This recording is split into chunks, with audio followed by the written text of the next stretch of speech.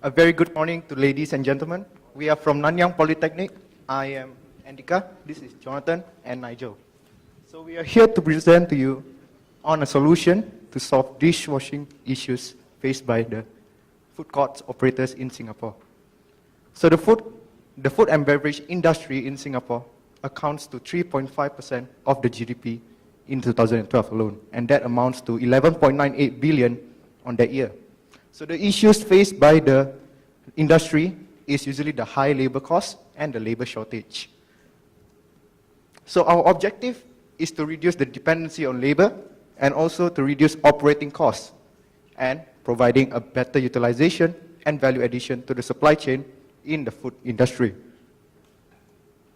So let's talk about the current business environment in Singapore. We are facing a labor crunch because of the reduction in the quota of foreign labor by the government. So one of the most affected sector is the food and beverage industry and maybe the retail.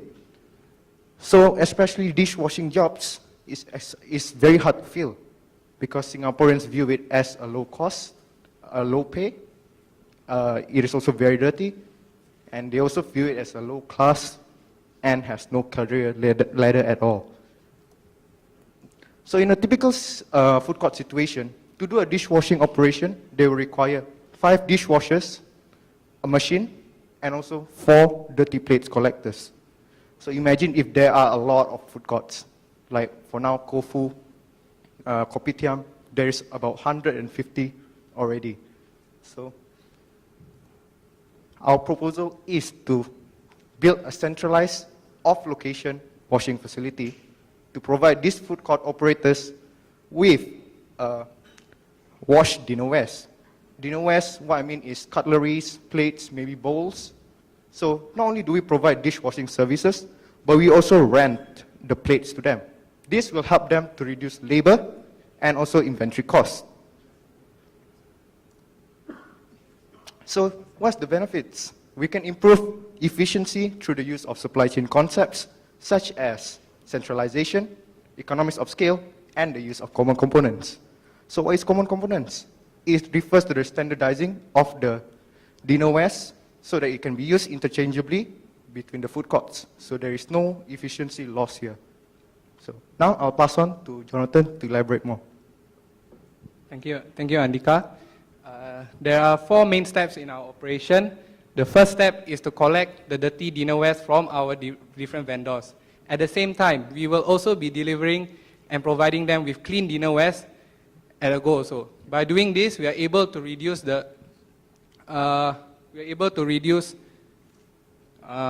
cost and time, and also to minimize the risk of double handling. The second step, after we have collected all the dirty dinnerwares from our different vendors, we will be transporting them all to our facilities for washing, rinsing, and also cleaning. After all these cleaning processes has been done, we will then do the sorting, packing, and also quality checking. This is a very important process so as to ensure that all our dinnerwares are 100% clean before providing them to our vendors. And the last step, after we ensuring that all our dinnerwares are 100% clean, we will then deliver to our vendors. This is a continuous cycle that will happen 3 times a day. The first cycle will happen before lunch at 9 a.m. to 11 a.m. And the second cycle will happen before dinner, which is at 3 p.m. to 5 p.m. and after dinner, which is at 9 p.m. to 10:30 p.m. Next, our first facility will be located at Bishan. The reason why is because it has the highest density of food court and also allows us accessibility of 46 out of 70 Kopitiam food courts as well. Next will be the affordable rental cost, as it provides us with $2.15 per square feet. Our group has decided to purchase 3 machines, 1 for the halal one and 2 for the non-halal. The machine is able to wash plates by tub load, and each machine is able to wash 96 tubs per hour, which is equivalent to 14,316 plates per hour. It requires 5 operators per machine, and the job scope of each machine is to, number 1, sorting before cleaning, the operation of the machine as well, and the sorting after cleaning. In order for us to differentiate the utensils from halal to non-halal, we will be using the color green as the halal and the black for the non-halal. By doing so, we are able to minimize the risk of cross-contamination and also enables our operators to easily identify the differences between the halal utensils and the non-halal utensils.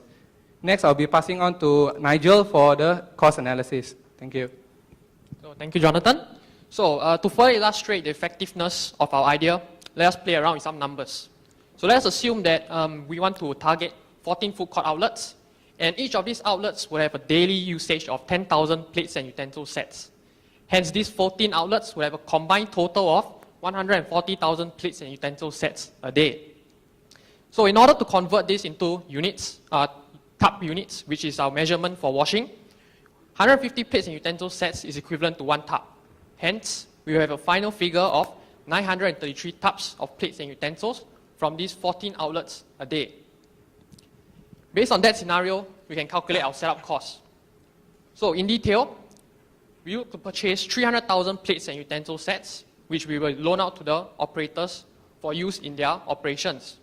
We also purchase 2,000 tubs for the containment of our plates and utensils, for the transportation and washing process. We will also require to have 35 trolleys, which will make it easier for our employees to actually move the tubs around. And we also require to have 3 trucks for delivery and pickup purposes. Finally, for the washing of our plates, we intend to purchase 3 ware washers.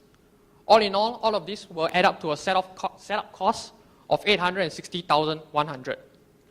Now, moving on to the operational aspect. In this area, we take into consideration items such as our utility costs, the rental that we incur for the space that we require, as well as our labor. For this operation, we intend to hire 15 employees to run our ware washers, and a further 6 more to run our 3 delivery trucks. Hence, we will assign 2 employees to each delivery truck. With that being said, and after adding in the remaining operational cost items, we will come up with an annual operational cost of approximately $920,000. So, if we were to charge $4 per tub for every one that we wash, we expect to actually earn an annual revenue of $1.3 million.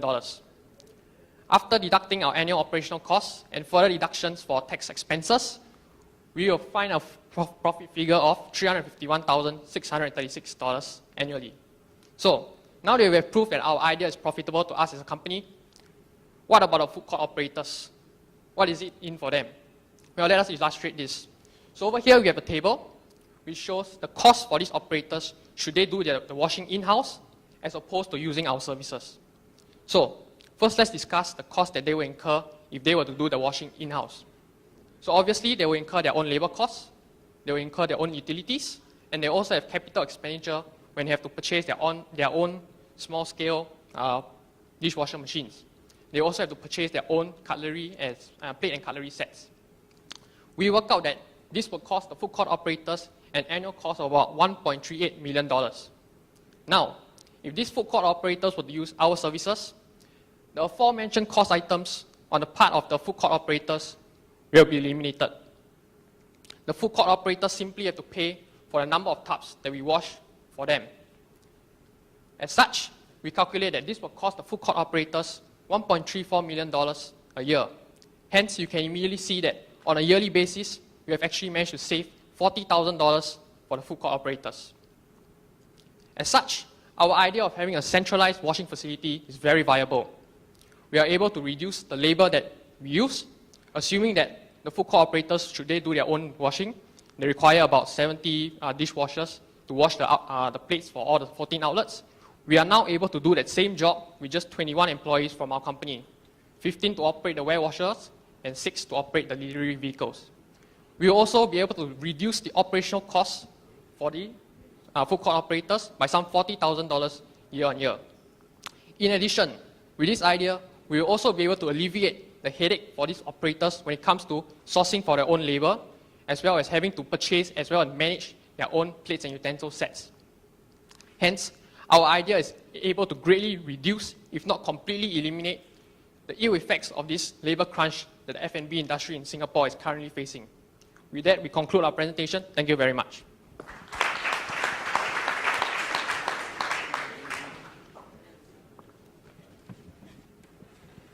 I think that was fabulous, brief, focused, numerical, business-orientated.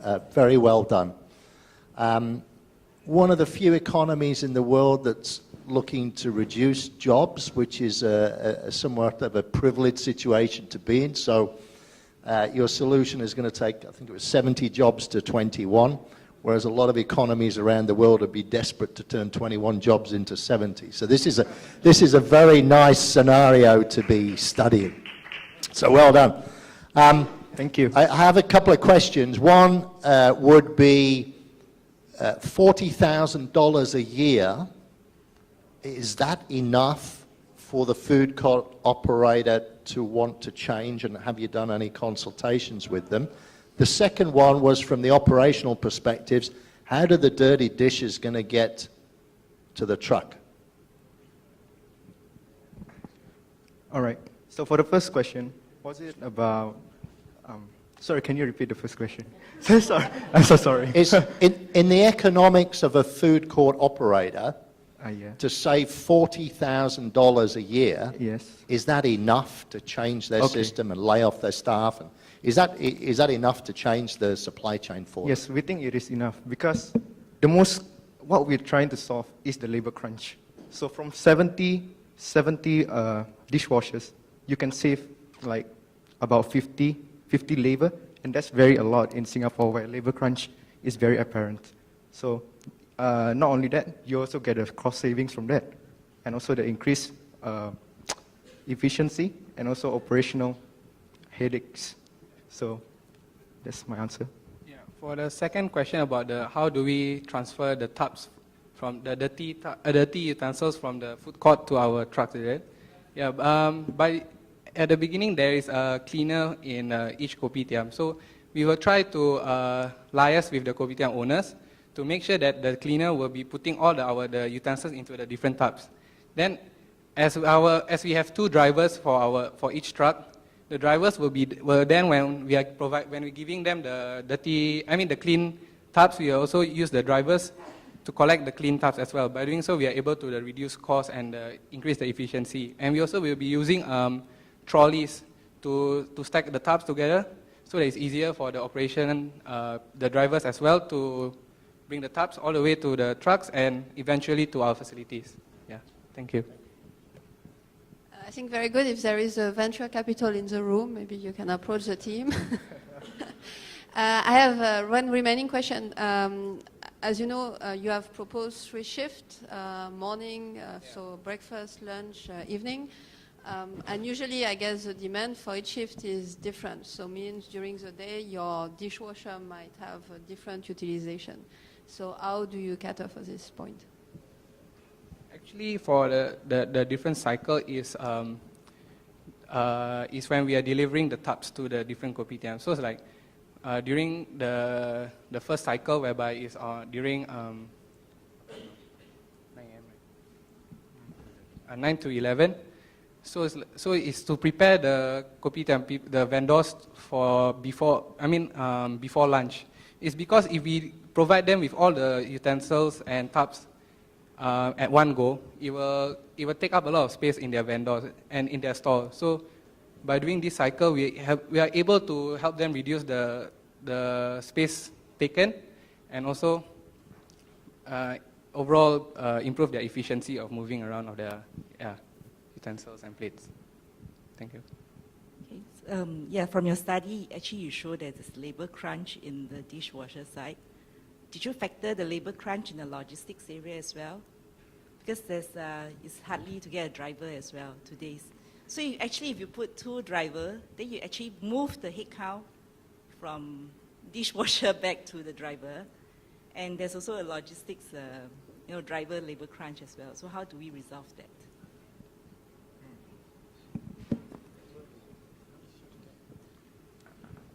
Okay, thank you for your question.